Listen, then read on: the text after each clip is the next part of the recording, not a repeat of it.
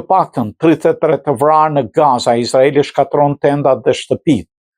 Në Gaza vazhdon tragjedia e palestinezëve. Sulmet ajrore izraelite goditën rripin e Gazës të mërkurën më 19 nëntor, duke vrarë të paktën 33 palestinezë, përfshirë 20 gra dhe fëmijë. Këto sulme ndodhen vetëm 48 orë pas miratimit të planit 20 pikësh të presidentit amerikan Donald Trump për enklavën.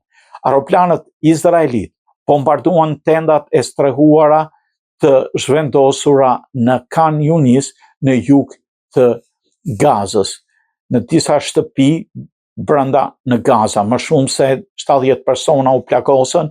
Sulmet kanë vijuar edhe të njëjtën në mëngjes me 20 nëntor, kryesisht në Khan Yunis. Hamas e quajti këtë një masakër dhe tha se bëhet fjalë për një përshkallëzim të rrezikshëm nga ana e kryeministrit izraelit, Benjamin Netanyahu. Ushtria izraelite tha se bëhet fjalë për kundër sulm.